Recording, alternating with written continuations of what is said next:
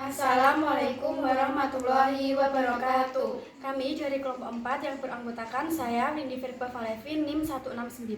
Saya Amelia Jahani Putri dengan NIM 170. Saya Adisti Yusi Milani NIM 173. Di sini kami akan mendiskusikan mengenai penggunaan jasa perbankan. Bank yang akan kami bahas hari ini adalah BNI atau Bank Negara Indonesia. Jasa yang akan kami gunakan yang pertama ada BNI Mobile Banking, yang kedua ada ATM BNI dan QRIS BNI. Nah, dari kita bertiga atau kalian berdua dulu, jasa apa sih yang akan kalian pilih dan apa alasan kalian memilih jasa tersebut? Saya memilih jasa QRIS. Alasan saya memilih jasa QRIS Quick Response Code Indonesia Standar yaitu yang pertama, kemudahan penggunaan. QRIS BNI menawarkan kemudahan dalam menggunakan metode pembayaran. Cukup dengan memindai kode QR yang tersedia di tempat pembayaran, transaksi dapat dilakukan secara cepat dan mudah. Yang kedua, keamanan transaksi. QRIS BNI menggunakan teknologi yang aman dan transkripsi untuk melindungi data transaksi Anda.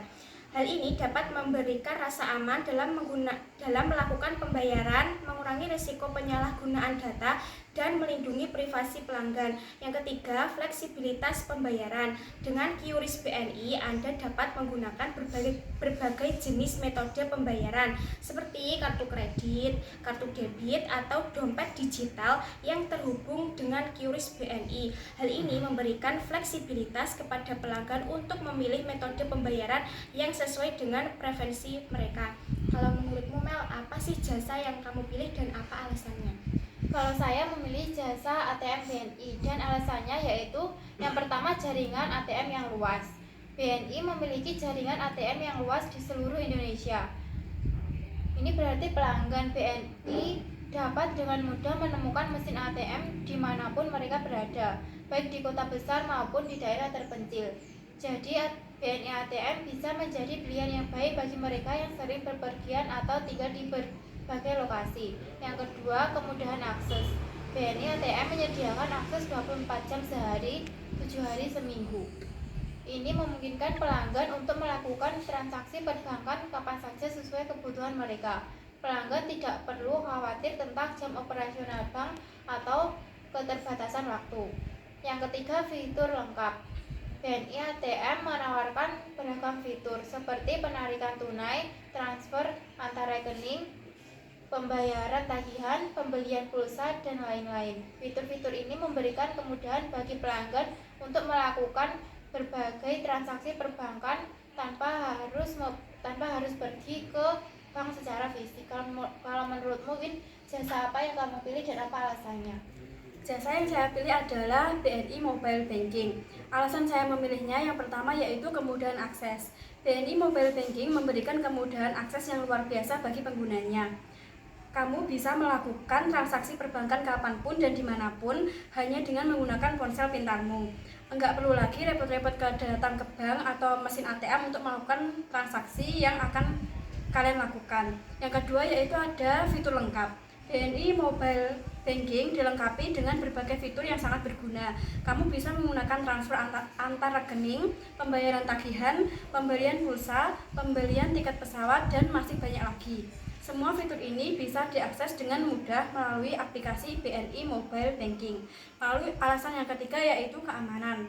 BNI Mobile Banking memiliki sistem keamanan yang cukup baik untuk melindungi data dan transaksi penggunanya. Selain itu, BNI juga sering melakukan pembaruan dan meningkatkan keamanan aplikasi mobile banking mereka agar tetap aman dari ancaman kejahatan besar.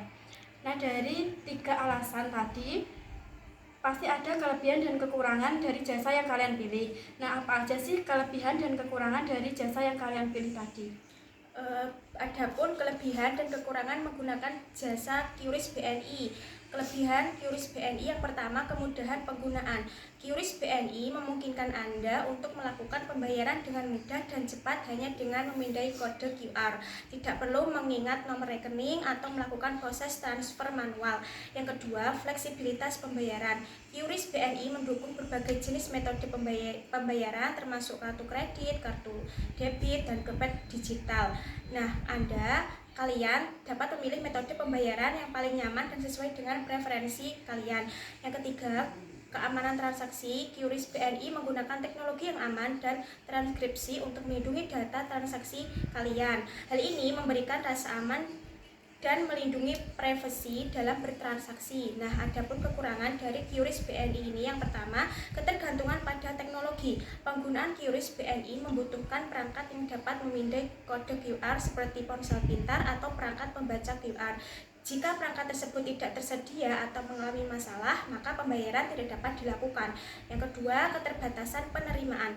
Meskipun QRIS BNI semakin populer, belum semua tempat usaha atau pedagang menerima pembayaran melalui QRIS. Ini dapat menjadi kendala jika sering bertransaksi di tempat yang belum mendukung QRIS BNI. Yang ketiga, biaya transaksi. Beberapa tempat usaha atau pedagang mungkin menggunakan biaya tambahan untuk menggunakan QRIS BNI.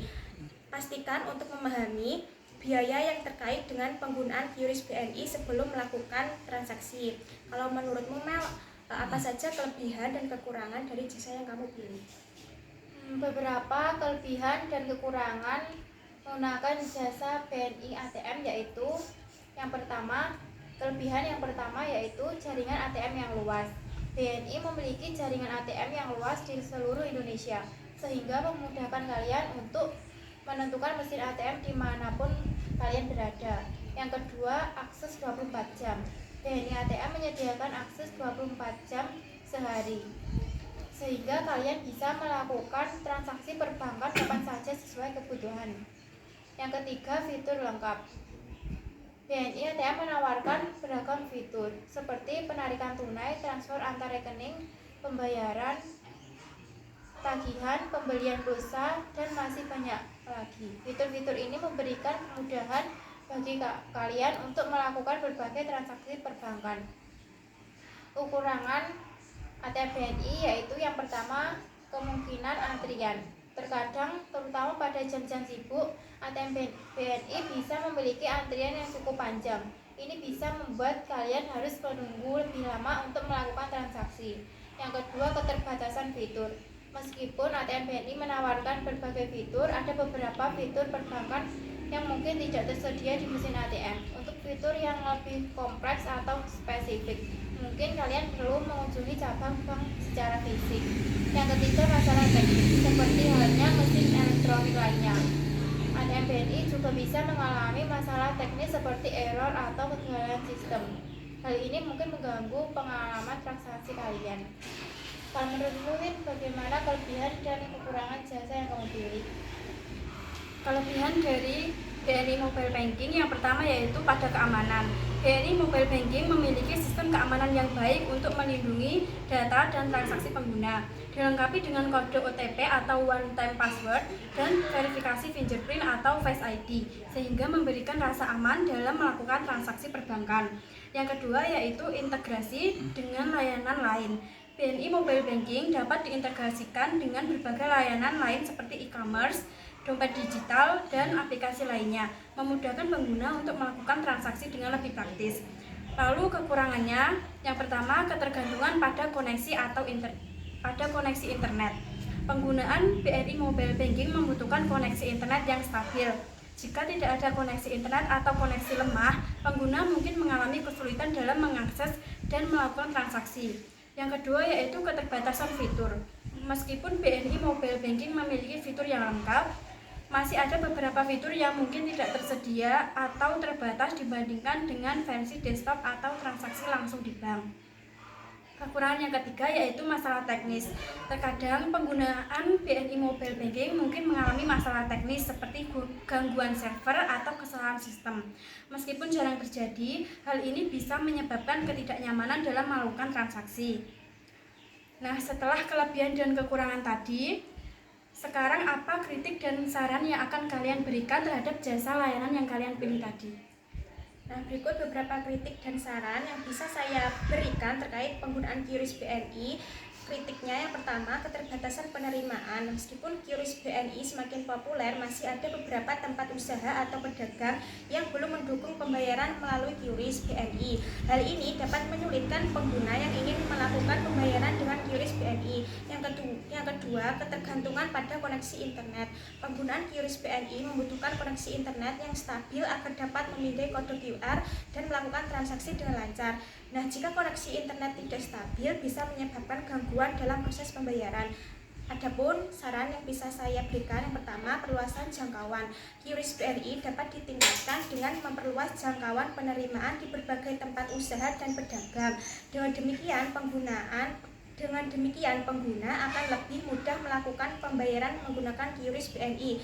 Yang kedua, peningkatan edukasi. BNI dapat meningkatkan upaya edukasi kepada pengguna mengenai cara menggunakan QRIS BNI, manfaatnya, dan cara mendapatkan akses ke QRIS BNI. Hal ini dapat membantu pengguna dalam memanfaatkan QRIS BNI dengan lebih baik. Nah, menurutmu Mel, apa sih kritik dari saran yang akan kamu berikan terhadap penggunaan jasa yang kamu pilih?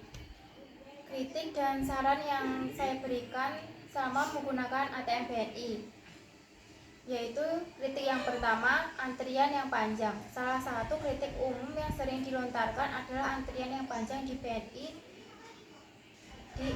ATM, terutama pada jam-jam sibuk.